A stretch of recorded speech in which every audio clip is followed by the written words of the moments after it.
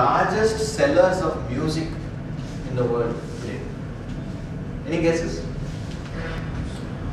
Sony, you say. Anybody else? EMI. EMI, okay. Anybody else? The answer is going to shock you. T series. Huh? T series. T series, okay. My friends, you're all hopelessly obsolete. Airtel. iTunes. Airtel is one of the world's largest sellers. What is the ringtone on your phone? How many of you have ringtones on your phone? You do? All deadly Malayalam numbers, right? Which people will hear when they call you. Haven't you paid some money for it? How much is it? Like 30 bucks a month? 93-94% of India's population is covered by mobile phones. Virtually every one of those mobile phones has, or every second or every third of those mobile phones has songs.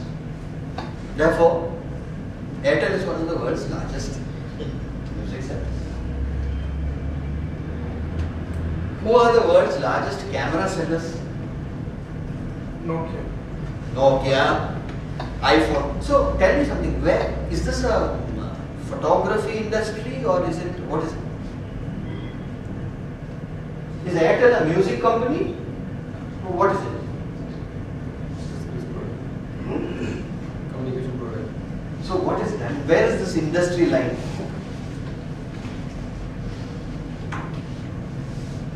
Are you trying to get the point that I'm trying to make? Yeah. The lines are totally blurred.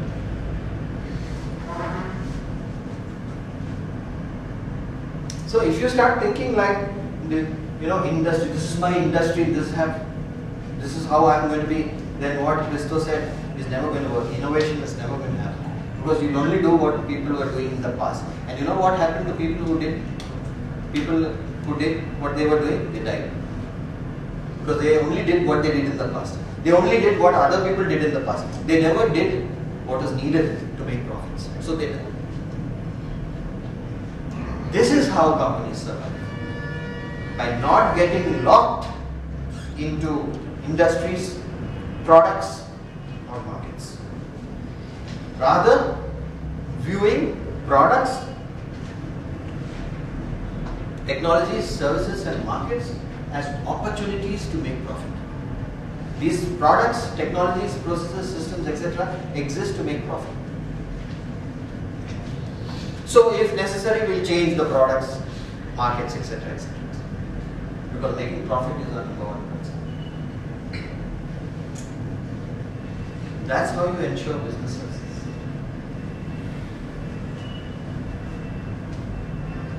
So this is the kind of thinking that's going to help us make huge progress in the years to come.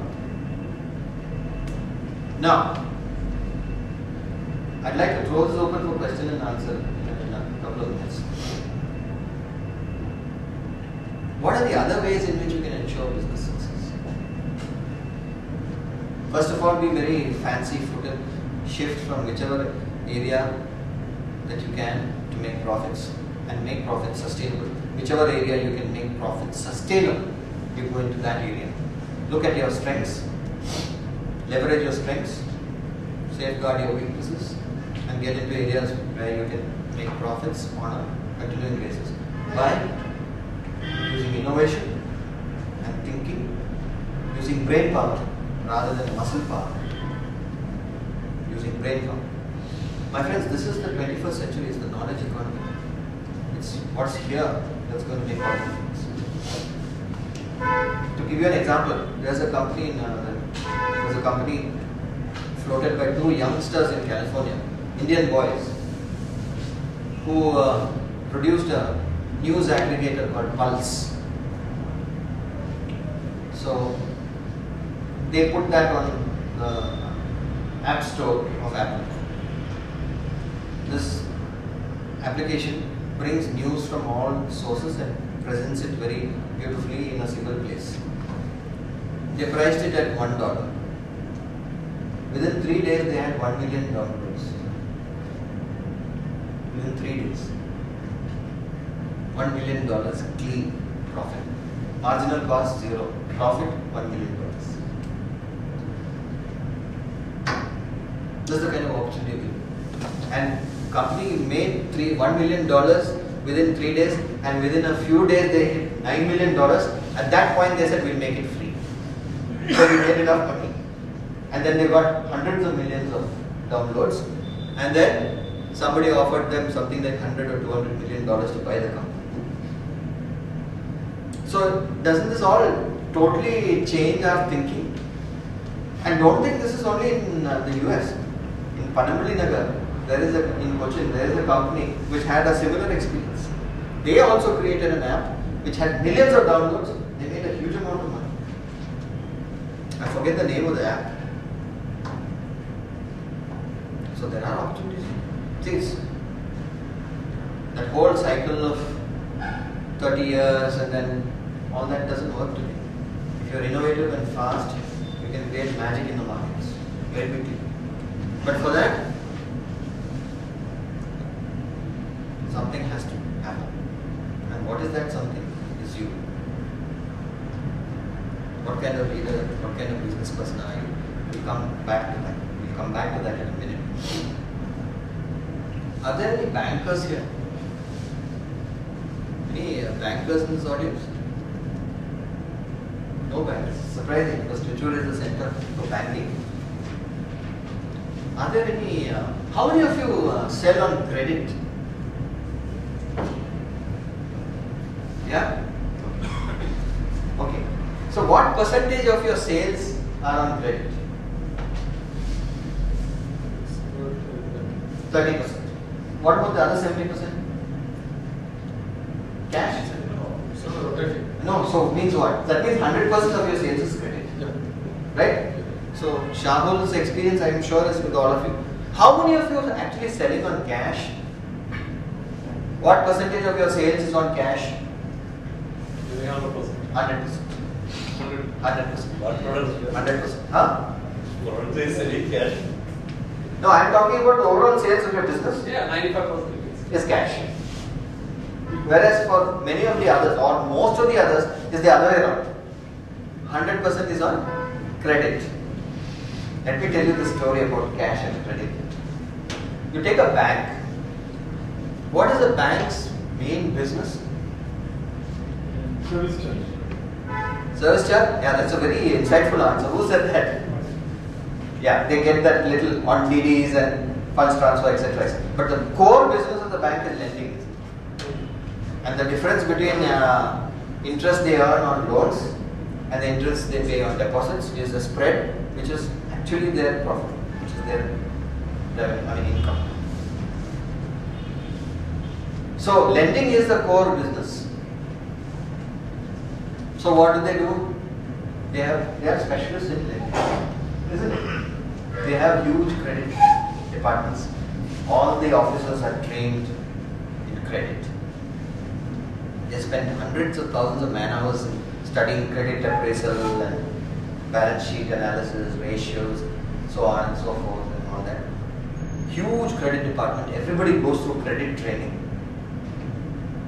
So much money spent, money and time spent on credit. Do they still have NPAs? Yes. They have large amounts of NPAs, no? See, I began my career with State Bank as a loan officer. Many years later, I quit the bank and then I was on the board of State Bank of Travancore.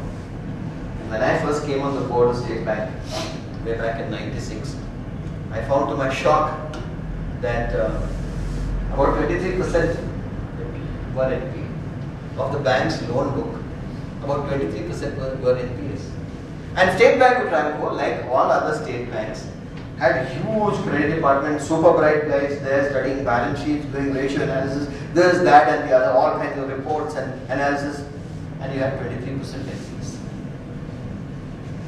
And it was not just SBT's experience, virtually every bank also had that many percentage of NPAs in those days, 96. And then we all did a lot of thinking, we made a lot of decisions because with 23% NPAs, you are dead as a bank. There's no hope for survival. So we did a lot of corrective steps, we took major decisions and did all sorts of things. And by the time I left the bank's board 6 years later, after serving my 2 terms, the NPA percentage had come down to about 7%. even that was too high, but it was a huge change. And then the banks learned, and RBI got even tighter, and then the banks learned, and the NPAs were held down. But now the NPAs have increased a little more. They're still around 4 to 5% for many banks. The point I'm trying to make is, even though credit is the business of banks and they invest huge amounts of time and effort, they still have NPAs. What is Shahul's qualification to give loans? Are you qualified to give a loan? So when you give credit, what are you doing actually? So you're giving a loan, right? So are you qualified to give a loan? Is giving a loan your business? No. Without security. So what happens? Two things happen. One, you are eternally cash short, right? There's no cash in the system. And secondly, you're constantly chasing the fellows who owe you money. So where is the time and bandwidth for creativity, innovation, etc.? Because every time you see a supplier, a customer, your first priority is overdue. That's your basic relationship with your customers, is chasing the money. So where is your innovation? Where is your bandwidth? It's totally focused on getting your money out. Because you are a lender basically. You are not a supplier, you are a lender to the client. And the lender-borrower relationship is very different from customer relationship. So your relationship is so poor. Point I'm trying to make is, if you understand that if you are selling something on credit, you are essentially lending. And lending is not something you are qualified to do, because you have no idea of how to do credit appraisal. Even banks fail when they do credit appraisal. And on top of that, you will write off, you will suffer because there's no cash in the system. And many times, let me ask you a very plain truth. You may be having fantastic turnover, right? 60 crores, 80 crores, 100 crores. What's the profit? You'll say 5 crores. Where is the cash? Where is the cash? Some days. That's it. So these are all the fundamentals you got to look at. My friend there who's selling cat, he is laughing all the way. Yeah, but there's a difference between cash and credit. Probably in Kerala market, I don't know rest of the markets. When I was giving in credit, my volumes were very high. Right. If you start selling on cash, your volume comes down, but your bottom line and cash liquidity will be better. So what is it that you're looking for? I gave up.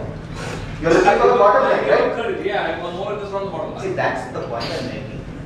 Profit is to an organization or a business what oxygen is to a human being. There's no point doing a turnover of 1,000 crores. It's very rare case. I don't know what is the company is faced. Normal question comes. No, So it's a trade-off. You have to make a trade-off, conscious trade-off. There's no choice. I'll give an example. In the course of my work on the bank's board, I had the opportunity to study thousands of balance sheets. There's one particular balance sheet which sticks out in my mind. It's a company called Southern Petrochemicals. I don't know whether they're still alive. So we were to give them enhanced limits. So looking at the balance sheets and financials, turnover is 1,000 crores. Net profit is 1 crore. What's the point in doing this kind of business? I want. So people say, yeah, my turnover is 500 crores. Boss, what's your profit? So you're right. And many times, see, people, a lot of the time people make the mistake of thinking that cash and bottom line, cash and turnover are inversely proportional. It's not true. I can give you many examples. It's just a mindset. I'll just give you a true example and then we'll talk more on a dialogue. There's this company in Cochin. I started mentoring them 16 years ago. So